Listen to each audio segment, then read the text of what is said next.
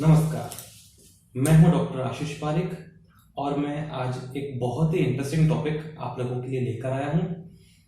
आज का हमारा टॉपिक है कि किस प्रकार से हम कफिंग मीन्स खांसी के माध्यम से भी रोग का डायग्नोसिस कर सकते हैं। तो ये बहुत ही इंटरेस्टिंग होगा।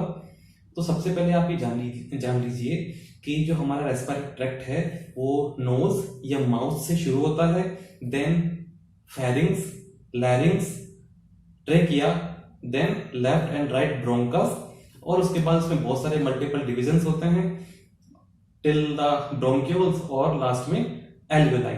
तो ये इसकी एनाटॉमी आपको जाननी बहुत जरूरी है इस डायग्नोसिस से पहले।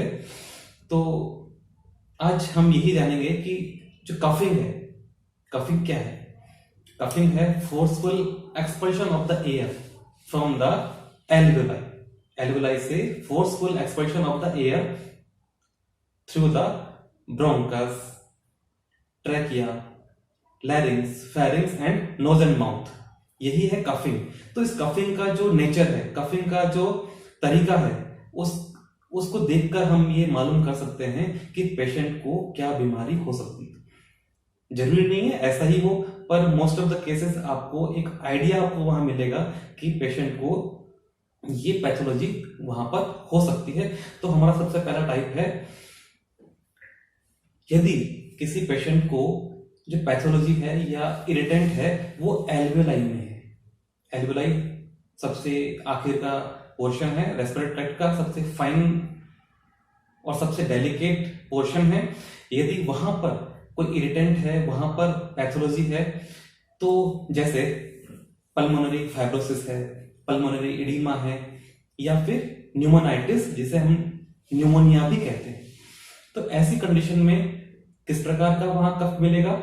वहां पर पेशेंट डीप ब्रेथ लेगा और वहां पर आपको एक मल्टीपल, याद रखिएगा, मल्टीपल और वीक कफ देखने को मिलेगा। ये किस प्रकार से होगा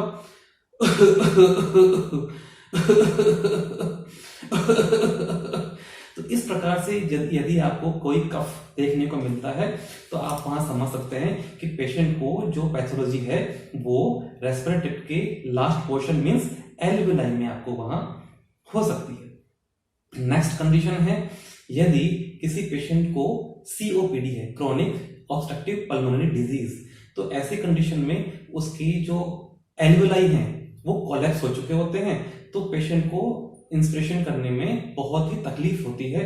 तो पेशेंट डीप ब्रेथ वहां नहीं ले पाएगा, परंतु उस ऑब्स्ट्रक्शन को रिलीज करने के लिए, अपने ऑक्सीजन डिमांड को बढ़ाने के लिए patient forceful expulsion of the air करेगा। तो वहां पर जो कफ है वो कुछ फोर्सफुली होगा। तो ये कफ किस प्रकार से होगा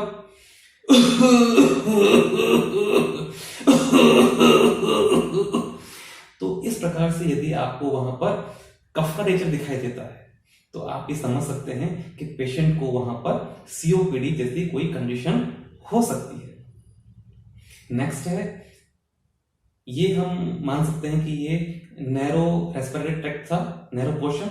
नेक्स्ट है हमारा मीडियम साइज्ड रेस्पिरेटरी ट्रैक्ट में अगर कोई पैथोलॉजी है, जैसे ब्रोंकियल अस्थमा, ब्रोंकस में अगर वहां आपको ऑब्स्ट्रक्शन है या कोई पैथोलॉजी है, तो वहां पर पेशेंट को एक बहुत ही कैरेक्टरिस्टिक जो है कफ है वो आपको देखने को मिलेगा कि वहां पर मल्टीपल 2 या 3 एपिसोड कफ के होंगे और कंपैरेटिवली कुछ स्ट्रॉन्गर होते हैं, जैसे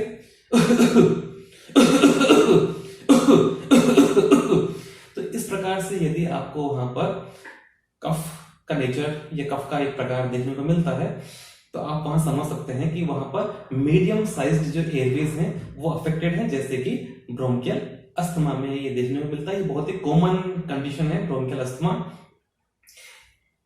हमारी लास्ट कंडीशन है, यदि कोई ऑब्स्ट्रक्शन या कोई पैथोजेनेसिस उसके लैरिंग्स या फेरिंग्स, जिसको हम थ्रॉट भी कहते हैं, सबसे अपर पोर्शन है, ये ब्रॉड है, मतलब ब्रॉड साइज्ड एयरवेज है, वहां पर अगर कोई ऑब्स्ट्रक्शन है या कोई पैथोजेनेसिस है, जैसे ट्रैकियाटिस, लैरिंजाइटिस या फेरिंजाइटिस, तो ऐसी कंडीशन में कफ का कैसा नेचर होगा। यहां पर जो कफ है वो बहुत ही फोर्सफुली और सिंगल बाउट्स में होगा। याद रखिएगा, सिंगल बाउट्स है, सिंगल और बहुत ही फोर्सफुली होगा। कैसे? तो इस प्रकार से अगर आपको वहां कफ देखने को मिलता है, कफ का नेचर देखने को मिलता है, तो आप वहां ये डायग्नोसिस कर सकते हैं कि जो ऑब्स्ट्रक्शन है वो इसकी ब्रॉड साइज्ड एयरवेज में है। तो इस प्रकार आप केवल कफ के नेचर को देखकर, कफ के कैरेक्टर को देखकर ये डायग्नोसिस कर सकते हैं कि पेशेंट को क्या पैथोजेनेसिस या क्या डिजीज हो सकती है। तो मुझे उम्मीद है आपको ये वीडियो बहुत पसंद आया होगा। नमस्कार।